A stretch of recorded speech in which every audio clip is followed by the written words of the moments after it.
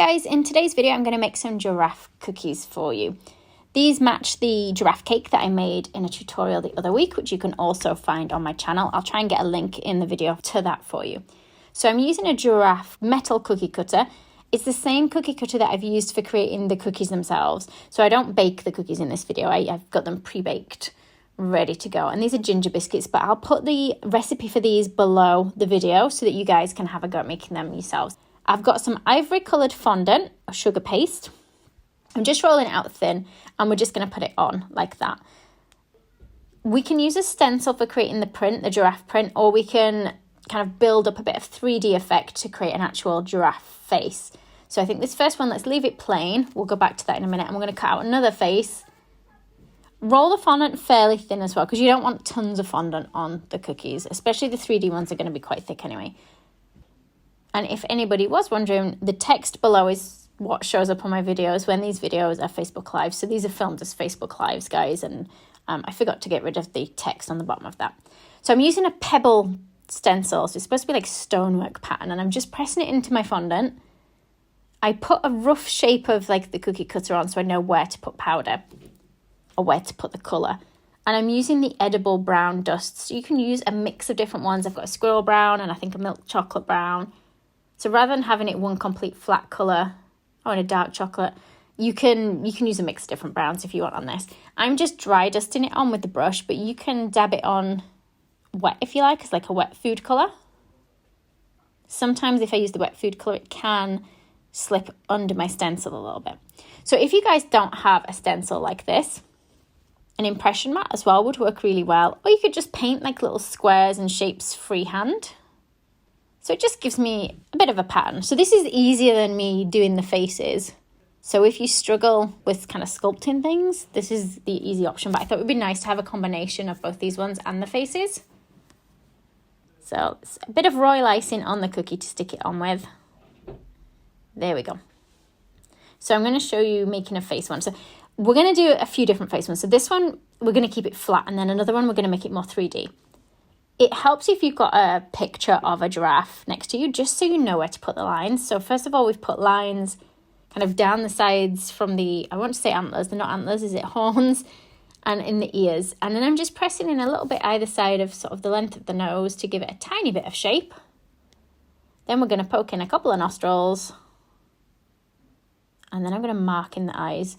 This is the bit where it looks very alien-like. I think it was the same really when I made the cake. So when I made the big cake version of the giraffe face, it looked a bit weird for quite a while. It was only really when we got the spots on and the colours that it looked okay.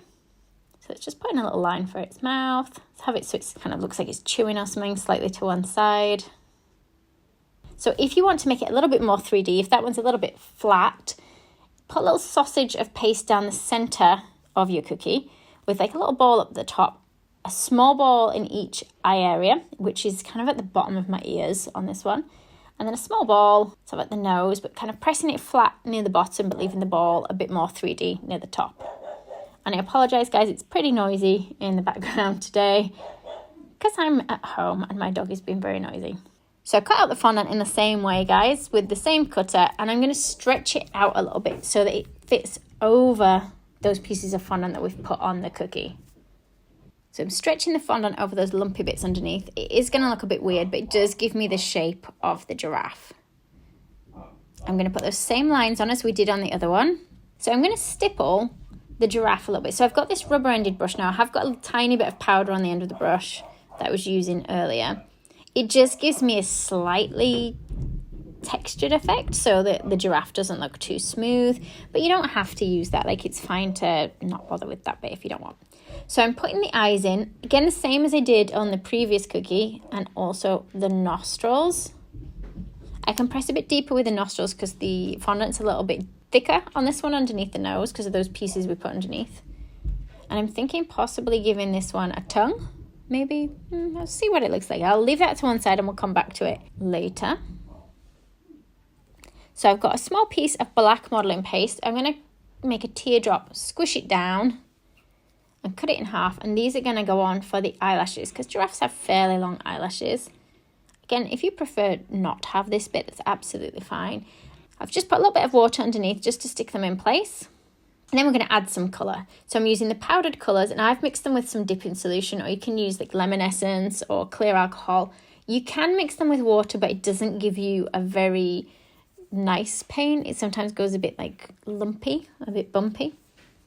So this is a squirrel brown colour that I've used on the nose, and then I'm going to add a bit of darker brown to sort of the top of the horns and inside the nostrils, or even black inside the nostrils. I actually found these ones trickier to paint than I did the cake when I did the big cake. I think it's because they're smaller, they're a little bit more awkward. So it doesn't have dots and things on the top part of its head. We're going to put the little spots on its sort of cheek area in a bit. I'm going to just put some shading under the ear, just in there. So that's a bit of the black dust mixed with quite a lot of the dipping solution, so it becomes quite runny. You can see it a bit clearer on this one here. So anywhere that you'd want to look a bit darker and a bit more shaded. And I will darken the eyes so they look a bit weird without those eyes being darkened at the moment. So we're just going to go over with black. So I've mixed the paint so it's a bit thicker for the eyes because I don't want it to drip and run. Whereas on the brown bits, it was fine being a little bit sort of transparent and runny. So really darkening the top of the horns with black and dark brown. A little bit just at the end of the mouth, just darkening the very edge of the mouth there. And it is clearer to see it on the cake version. So if you guys want to watch the cake version, you might find that's easier and it helps you a little bit more when you're painting your cookies. So some little dots just on that cheek area where I've left it kind of a bit lighter in colour. And you can put paint on the end of like this texturizing brush that I've got. So you don't have to just use it for texture, for imprinting things. Like you can kind of stipple on your paint with it as well. When I say paint, guys, I do mean food colouring, by the way. And I'm just going to repeat the same on the other one. So you'll see the one that's the giraffe print pattern is much, much quicker than the ones that are the faces. So if you're doing quite a few, they do get quicker the more of them you do. But, you know, if you wanted quite a few for a party, you might find it's easier to do a few of the print ones and then just like a handful of the giraffe face ones. That one's got smaller eyelashes on this one. And let's give, which one should we give a tongue to? This one. And I believe giraffe's tongues are grey or black, maybe. So I'm just going to put some of that diluted food colours on that I was using earlier. Kind of looks a bit weird grey, so I'm adding a bit of pink, even though I think they might be grey or black in real life. Let me know in the comments below, guys. I know when I did the Facebook Live, we had a lady that looked after giraffes as part of her job, and I think she said that they were black or grey. And you can add extra little bits if you want. So if you want to give one like a floral little crown, we can just make some little teardrops for leaves, little line up the middle, and then some roses. So it's a little sausage shape in whatever colour you fancy, squished and then rolled into a little spiral. Make a few of those and we can just stick them onto the top of the head of the giraffe. Put the leaves on first and then the spirals slotted around that. I think it's nice, it just gives it a bit more colour. There they are, all finished, and these match the face cake that we made earlier. I hope you enjoyed this video, guys. Let me know if you'd like to see more cookies in the tutorials. Thanks for watching. If you liked the video, be sure to hit the thumbs up button and leave me a comment below. You can see more of my tutorials by clicking on the images on screen now. If you haven't already, make sure you click the subscribe button to stay up to date with my future tutorials. There are also links in the description box below where you can find me on Facebook, Instagram, and more.